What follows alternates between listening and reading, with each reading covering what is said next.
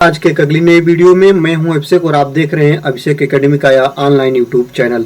तो दोस्तों आज की वीडियो में हम आपको बात करेंगे हिंदी वर्णमाला से रिलेटिव आज के प्रश्न होने वाले हैं। तो याद रखेंगे जो हिंदी वर्णमाला से रिलेटिव जितने भी प्रश्न हैं, जो कि आपका यूपी टेट हो गया, आपका सी टेट हो गया, आपका सुपर टेट हो गया, या कोई भी आपका जो कंपटीशन के एग्जाम है जहाँ पे हिंदी वर्णमाला से या हिंदी ग्रामर से रिलेटिव प्रश्न बनते हैं, तो आज की वीडियो आपके लिए काफी खास होने वाली है। तो आज की वीडियो में जितने भी रिलेटिव प्रश्न बनेंगे, जितने भी मैं चीजों को आपको बताऊंगा, वो सभी आपके आगामी एग्जाम के लिए काफी हेल्पफुल होने वाले हैं। तो चलिए आज की वीडियो को स्टार्ट करते हैं। और स्टार्ट करने से पहले आपसे रिक्वेस्ट करेंगे कि इस चैनल पे अभी तक आप नए हैं तो चैनल को सब्सक्राइब करिएगा, वीडियो अच्छी लगे तो वीडियो को लाइक करिएगा और दोस्तों को आप लोग शेयर करिएगा, जैसे कि एक बड़ा सा कारवां बने और हम आपके जो सपने हैं उसको साकार बनाने में सहायता प्रदान कर सके। तो चलिए इसी क्रम में आपको एक आपका मोटिवेशनल लाइन है जिसको हम आपको बता रहे हैं कि सपना एक देखोगे, मुश्किलें हजार आएंगी, लेकिन वो मंजर बड़ा खूबसूरत होगा जब कामयाबी शोर मचाएंगी। तो इसी स्लोगन के साथ आज की वीडियो को स्टार्ट करते हैं। अगर आप चैनल पर नए हैं तो चैनल को सब्सक्राइब करके बेल आइकन को प्रेस कर लीजिएगा। चलिए देखते हैं। सबसे पहले हम इस वीडियो में देखेंगे हिंदी वर्णमाला। तो जो हिंदी वर्णमाला होती है, इसमें हम हिंदी के वर्णों का इसमें हम अध्ययन करते हैं। वर्ण कितने होते हैं, सबसे पहली बात यह आ जाती है। तो हिंदी में जो वर्णों की संख्या होती है कितनी होती है दोस्तों? 52 होती है। तो हिंदी वर्णमाला में कुल कितने वर्ण होते हैं? 52 होते हैं। ये प्रश्न बना है और बनता भी है। ये आपका यूपी टेट में कई बार प्रश्न बना है कि हिंदी वर्णमाला में कितने वर्ण होते हैं। तो हिंदी वर्णमाला में वर्णों की संख्या कितनी होती है? तो याद रखिएगा 52 होती है। ठीक है। अगर ये भी प्रश्न बनता है कि हिंदी वर्णमाला में स्वरों की संख्या कितनी होती है, तो हिंदी वर्णमाला में 11 स्वर होते हैं और व्यंजनों की पूछ दे तो 41 व्यंजन होते हैं। तो इसी क्रम में आप जानते रहेंगे प्यारे कि हिंदी वर्णमाला में वर्णों की संख्या 52 और स्वरों की संख्या 11 और व्यंजनों की संख्या कितनी है दोस्तों? 41। ठीक ना, इस बात को याद रखिएगा। यहीं से इतना प्रश्न बन जाते हैं। इससे 2 लाइन से कितना प्रश्न बनेंगे आप ध्यान रखिएगा। चलिए आगे देखते हैं। स्वर को बारे में देखते हैं कि स्वर होता क्या है। हिंदी वर्णमाला जो है वह 2 प्रकार से मिलकर बना हुआ है। ठीक ना, जो वर्ण का निर्माण हुआ है वह 2 प्रकार से हुआ है। एक होता है आपका स्वर और एक होता है आपका व्यंजन। क्या होता है? व्यंजन होता है। तो स्वर और व्यंजन दोनों को कवर करेंगे। तो चलिए यहाँ पे देखेंगे। चलिए अब देखते हैं स्वर के बारे में। स्वर होता क्या है, स्वरों की संख्या कितनी होती है? तो सबसे पहले बता दें, स्वर जो होते हैं वो 11 होते हैं और व्यंजन कितने होते हैं? 41 होते हैं। दोनों को कवर करते रहिए। चलिए देखते हैं। मैं अभी आपको बताऊंगा कि इस जो स्वर होते हैं वह कितने होते हैं, मतलब कि कौन कौन से होते हैं। व्यंजन जो होते हैं कौन कौन से होते हैं। इसी क्रम में सबसे पहले स्वर देखिए, और यही स्वर है जो इनकी संख्या कितनी है दोस्तों? 11 है। ठीक ना, जो कि अ, आ, छोटी, बड़ी, उ, बड़ा उ, री, ए, ओ, अह, ये होते हैं स्वर आपके, जो कितने होते हैं दोस्तों? 11 होते हैं। चलिए आगे देखते हैं। यहाँ पे देखेंगे, इसके बाद व्यंजन को देखेंगे कि व्यंजन कितने होते हैं। हिंदी वर्णमाला में मैंने आपको बताया कि स्वर जो होते हैं वह 11 होते हैं, जिसको अभी मैंने आपको बताया। उसी क्रम में देखते हैं व्यंजन। व्यंजन कितने होते हैं? 41 होते हैं। ठीक ना, कितने होते हैं दोस्तों? 41 होते हैं। एक प्रश्न बना है और पूछ भी सकता है। ठीक ना, तो व्यंजन यही होते हैं जो क, ख, ग, घ, अंग, जो च से इया देख रहे हैं, ट से अड़ा देख रहे हैं, त से न देख रहे हैं, प से आपका म तक दिख रहे हैं, य, र, ल, व, स, ह, ये सभी क्या है दोस्तों? आपके व्यंजन है। ठीक ना, तो याद रखिएगा, इस क्रम में देखते रहिएगा और यही होते हैं आपके व्यंजन, जो कि आपका क्रम आप देखते रहेंगे और काफी आपके लिए हेल्पफुल एज की वीडियो होगी। तो आप लोगों ने देखा वर्णों की संख्या 52 होती थी, स्वरों की संख्या 11 होती थी, व्यंजनों की संख्या 41 होती थी। इसी प्रकार पूरे 52 हो जाते थे। और स्वर जो होते थे, जो कि देखें आप लोगों ने, स्वर इतने ये स्वर कहलाते हैं और जो ये सब होते हैं क्या होते हैं दोस्तों? व्यंजन कहलाते हैं। ठीक, चलिए अब आगे देखेंगे। यहाँ पे एक बहुत बढ़िया आपको डायग्राम में दिखाया हूं, जो आप देखेंगे। जो स्वर होते हैं वह जो आगे आप लोगों को मैंने बता भी दिया, स्वर यही होते हैं। जो व्यंजन होते हैं वह ए होते हैं। इसी प्रकार स्वर और व्यंजनों को बांटा जाता है। ठीक ना, याद रखेंगे। देखिए जो ये स्वर हैं, आप लोगों ने इसको देखा, यही क्रम में पूछ देता है कि अयोगवाह की संख्या कितनी होती है। ठीक ना, अयोगवाह कितने होते हैं दोस्तों? तो अयोगवाह की संख्या 2 होती है। ठीक ना, 2 होती है। ठीक ना, तो कौन कौन से अयोगवाह हैं? तो आपका एक अंग है, और एक आपका क्या है, अ है। इन्हीं को क्या बोला जाता है, अयोगवाह बोला जाता है, अंग और अ को। ये बात याद रखिएगा। और इसी क्रम में एक इसका डीपली और देखते हैं, जो अनुस्वार किसे कहा जाता है, अनुस्वार अंग को कहा जाता है, और जो विसर्ग होता है अह को कहा जाता है। विसर्ग का सिंबल इस प्रकार होता है और अनुस्वार का सिंबल इस प्रकार होता है, ठीक ना। तो अनुस्वार और विसर्ग का सम्मिलित रूप अयोगवाह कहलाता है। इसका डिफिनेशन जब आप पढ़िएगा तो आपको यही मिलेगा कि अनुस्वार और विसर्ग का जो सम्मिलित रूप होता है वह क्या कहलाता है, वह अयोगवाह कहलाता है। क्या कहलाता है, अयोगवाह कहलाता है। ठीक, चलिए ये तो बात यहां तक क्लियर हो गई। ठीक, और इसी क्रम में बहुत लोगों को ये ध्यान होगा, जब आप स्वर पढ़ते हैं तो स्वर में आप लोग को वर्णों की जो बुक होती है इसमें पूरे आपको 13 स्वर मिल जाते हैं, लेकिन जो 2 स्वर होते हैं जिसको बोलते हैं अयोगवाह, जिसमें अनुस्वार और विसर्ग होते हैं, इनको स्वरों में नहीं रखा जाता है, स्वर से बाहर रखा जाता है। तो 13 में से 2 माइनस हो जाता है तो वही बच जाते हैं 11, क्या कहलाते हैं, स्वर कहलाते हैं। इसी क्रम में आप देखेंगे, इसी तरह हम इसको याद करते हैं। ठीक, चलिए अब देखते हैं व्यंजन। सबसे पहले मैं एक चीज बता दूं जो बहुत आपके लिए इंपॉर्टेंट भी होना चाहिए, जो पहले मुझे बताना चाहिए। एक होता है स्वर और एक होता है आपका व्यंजन। तो जो स्वर होते हैं दोस्तों, यह फ्री अवस्था में होते हैं, ठीक ना। इसका जब आप उच्चारण करेंगे तो बिना किसी के सहायता के आप उच्चारण करेंगे, तो इसको हम लोग स्वर बोलते हैं। और व्यंजन जो होते हैं इनका उच्चारण स्वरों की सहायता से होता है। अब आपको पता है स्वर अ है, तो इसी प्रकार आपको पता है कि व्यंजन क्या है दोस्तों, क है। याद रखिएगा, जब आप क का उच्चारण करेंगे तो क और यहाँ पे जो हलंत लगता है तो एक क क्या हो गया दोस्तों, आधा हो गया, और इसमें अ होता है। इस प्रकार क का निर्माण होता है। जो आप डायग्राम देख रहे हैं इसी के द्वारा क्या बनता है दोस्तों, क बनता है। ठीक है, इसे याद रखिए। तो जो स्वर होते हैं वह स्वतंत्र अवस्था में होते हैं, वे बिना किसी के सहायता के बोले जाते हैं। और जो व्यंजन होते हैं वह स्वरों की सहायता से बोले जाते हैं। और व्यंजन को आप देखिए, व्यंजन बताने से पहले आपको बता दूं दोस्तों, जो आप ये देख रहे हैं क, ख, ग, घ, अंग, एक क वर्ग कहलाता है। इसी प्रकार ये पूरा मात्रा जो है यहाँ पे देखिएगा, ये पूरा जो होता है ये आपका च वर्ग कहलाता है। और इसको क्या बोलेंगे, पूरे को ट वर्ग बोलेंगे, इसको त वर्ग बोलेंगे, इसको प वर्ग बोलेंगे। ठीक, ये बात याद रखेगा, यही चीज होता है। और मैं आपको बता दूं, कहीं कहीं आपको ऐसे लिखे हुए मिल जाएगा, या कहीं आपसे पूछ देगा कि क वर्ग से लेकर प वर्ग तक का जो व्यंजन होता है इसको क्या बोलते हैं। क वर्ग से लेकर प वर्ग तक का जो व्यंजन होता है इसे हम क्या बोलते हैं। तो जो क वर्ग से लेकर प वर्ग तक का व्यंजन होता है इसको हम लोग स्पर्शी व्यंजन का नाम देते हैं। क्या देते हैं प्यारे, स्पर्शी व्यंजन का नाम देते हैं। ऐसा प्रश्न बनता है। और एक प्रश्न ऐसा भी बनता है, इसको ऐसे कह देता है कि क से लेकर और म तक, कहां तक दोस्तों, म तक का जो वर्ण होते हैं इनको क्या बोलते हैं। तो क से लेकर म तक के जो वर्ण होते हैं इनको हम लोग बोलते हैं स्पर्शी व्यंजन। ये बात याद रखिएगा। और ये भी पूछ देता है प्यारे, स्पर्शी व्यंजनों की संख्या कितनी होती है। तो स्पर्शी व्यंजनों की संख्या होती है कितनी, 25 होती है। कितनी होती है, 25 होती है। इस प्रकार आप लोग जानते रहेंगे। ठीक, अभी मैं इसका डीपली बताऊंगा। अंत्यस्थ व्यंजन, अंत्यस्थ व्यंजन किसे कहते हैं, तो य, र, ल और व को अंत्यस्थ व्यंजन कहते हैं। पूछ देता है कि अंत्यस्थ व्यंजनों की संख्या कितनी होती है, तो 4 होती है। इसको भी याद रखिए। ठीक, इसी कड़ी में जब हम आगे बढ़ते हैं तो इसी कड़ी में हमको मिलता है उष्म व्यंजन या कि संघर्षी व्यंजन। ठीक है, उष्म व्यंजन को ही संघर्षी व्यंजन कहा जाता है।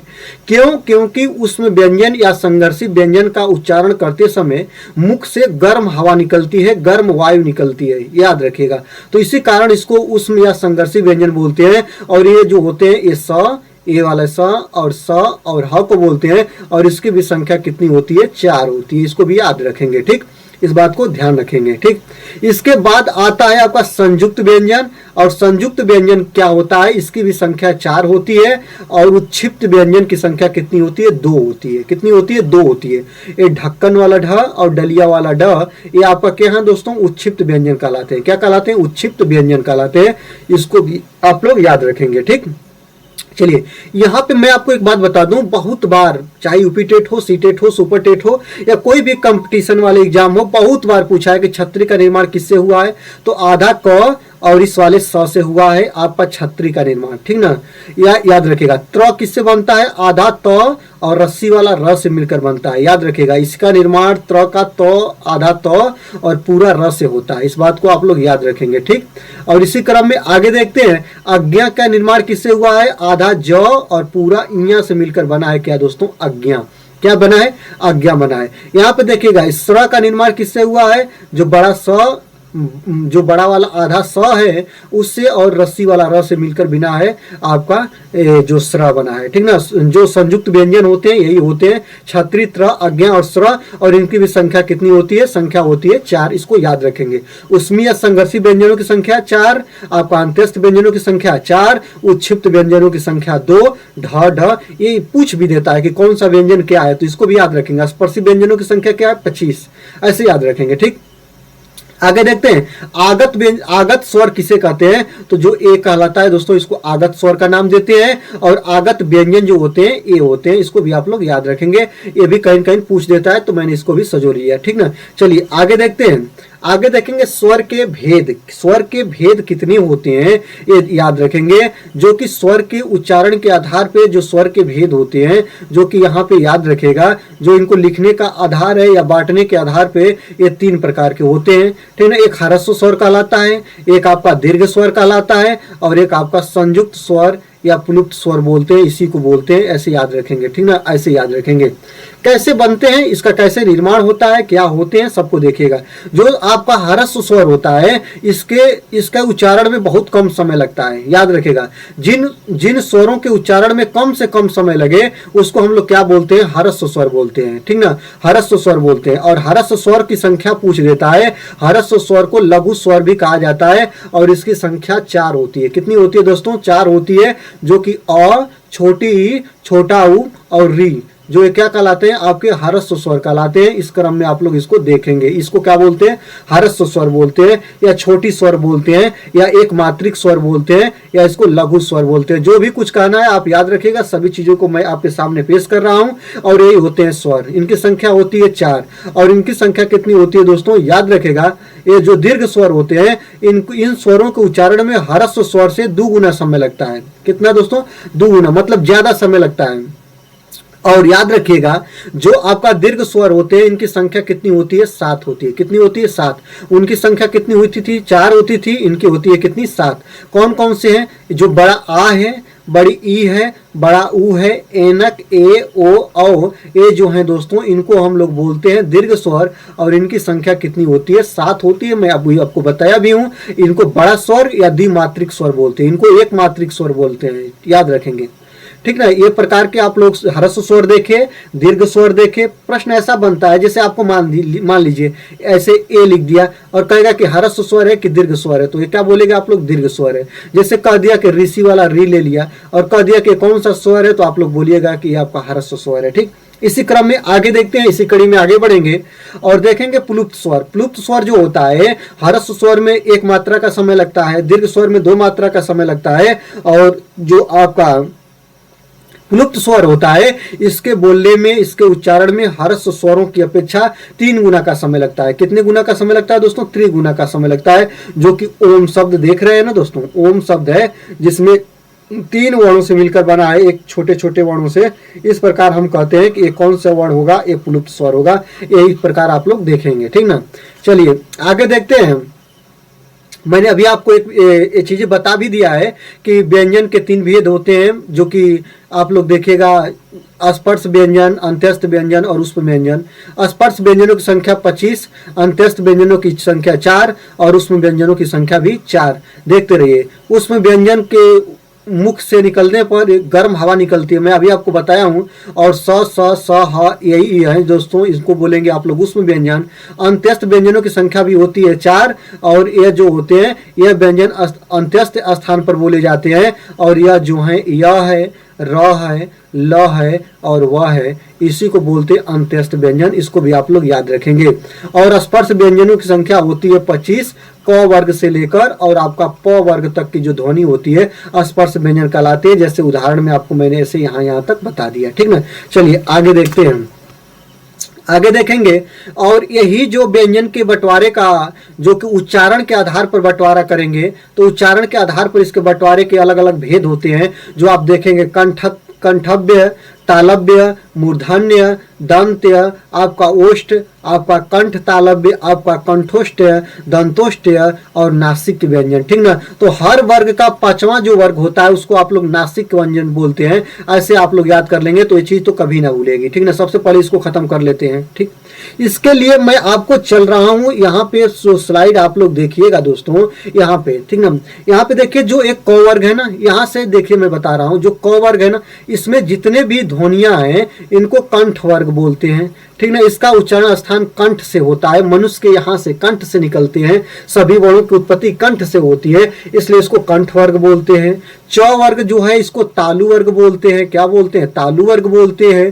ट वर्ग जो है दोस्तों इसको मूर्धा वर्ग बोलते हैं। और त वर्ग जो है दोस्तों इसको आप लोग क्या बोलते हो? दंत वर्ग, दंत बोलते हो। क्या बोलते हो? दंत वर्ण बोलते हो। और जो प वर्ग है इसको आप लोग ओष्ठ बोलोगे। क्या बोलोगे दोस्तों? ओष्ठ से।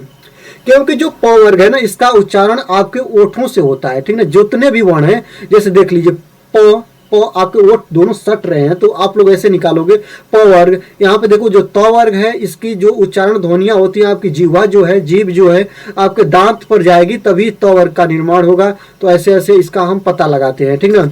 चलिए, ऐसे ऐसे आप लोग याद रखेंगे और ऐसे आप लोग इसको समझेंगे। ठीक ना। अब चलिए देखते हैं, बहुत इंपॉर्टेंट पॉइंट है अघोष और घोष वर्ण। ठीक ना। सबसे पहले इसको मैं आसान तरीके से बताएंगे, अघोष या घोष, या घोष को सघोष भी कहीं कहीं लिखा होता है, तो आप लोग इसको भ्रमित नहीं होंगे कि इसको सघोष भी कहीं कहीं लिखा होगा, आपको मिल जाएगा। ठीक ना। तो ऐसे आप लोग देखेंगे। तो अघोष वर्ण और घोष वर्ण क्या होते हैं? सबसे पहले इसका आप लोग डिफिनीशन देखिएगा। जिन वर्णों के उच्चारण में ध्वनि की जगह केवल सांस का उपयोग होता है उन्हें अघोष वर्ण कहते हैं, और जिन वर्णों के उच्चारण में स्वर तंत्रियां में कंपन होता है उन्हें घोष वर्ण कहते हैं। जिन वर्णों के उच्चारण में स्वर कंपनियों में ज्यादा कंपन नहीं होता है उन्हें हम लोग अघोष की दृष्टि में रखते हैं, बहुत कम धीरे से निकल जाती हैं। और जिनको उच्चारण में बहुत ज्यादा कंपन होता है स्वर ध्वनियों में उन्हें हम लोग घोष बोलते हैं। होता कैसे है, पहचान कैसे करते हैं, इसको हम लोग देख लेते हैं। ठीक ना। चलिए, सबसे पहले हम लोग देखेंगे, यहाँ पे मैं चीज लिखूंगा क, आपका ख, आपका ग, आपका घ और इसके बाद आपका अंग। चलिए, मैं यहाँ पे आपका क वर्ग लिख लिया। अब प वर्ग में होता क्या है, जो अघोष होते हैं, जो अघोष होते हैं, पहला और दूसरा जो वर्ण होगा यह अघोष कहलाएगा, और जो घोष या सघोष होंगे वह 3, 4 और 5। अगर इसी सूत्र को भैया आप याद कर लो और आपको दोनों चीजें याद हो जाएंगी। जो अघोष होता है वह प्रत्येक वर्ग का या प्रत्येक वर्ग के वर्णों का पहला और दूसरा जो वर्ण होते हैं उनको अघोष बोलते हैं, और जो तीसरा, चौथा और पांचवा होते हैं उनको घोष बोलते हैं। जैसे देख लो भैया, आप देखो यहाँ पे जो क है आपका ख है, क और ख या क्या कहलाएंगे, ये आपका क्या कहलाएंगे बताइए? यहाँ पे क और ख कहलाएंगे अघोष। और देखिए ग, घ और अंगा, देखिए यहाँ पे ग, घ, अंग, यहाँ पे देखिए आपको मिला है, ये क्या कहलाएगा दोस्तों? यह आपका कहलाएगा घोष वर्ण। क्या कहलाएगा? घोष। यहाँ पे भी मैं अलग तरीके से डिफाइन कर दिया।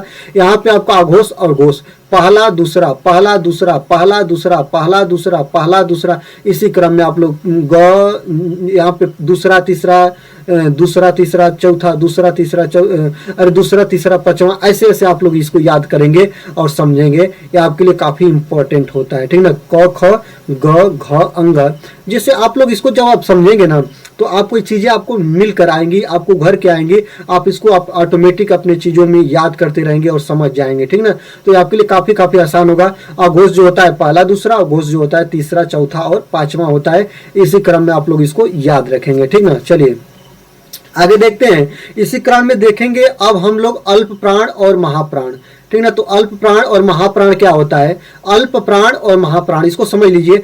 अल्प प्राण वे वर्ण जिनके उच्चारण में बहुत कम आपके मुख गुहा से हवा निकले, वायु निकले, उसको अल्प प्राण बोलते हैं। जिनके उच्चारण में बहुत कम आपको मतलब कि आपके अंदर से बहुत कम हवा निकले, वायु निकले, उसको अल्प प्राण कहते हैं। मतलब जिसको बोलने में आपको ज्यादा कठिनाई ना हो उसको अल्प प्राण में रखेंगे। और जिनको बोलने के लिए स्वर तंत्रिकों को बहुत आपका कठिन मेहनत करना पड़े, दुर्लभ तरीके से आपके शरीर से निकले, आपके शरीर से बहुत ज्यादा वायु के साथ निकले, उनको महाप्राण बोलते हैं। इसे याद रखिए। ठीक ना। तो जो अल्प प्राण और महाप्राण होते हैं, याद रखिएगा, जो अल्प प्राण होता है इसका सूत्र होता है 1 3 और 5, और जो महाप्राण होता है इसका सूत्र होता है 2 और 4। याद रखिएगा।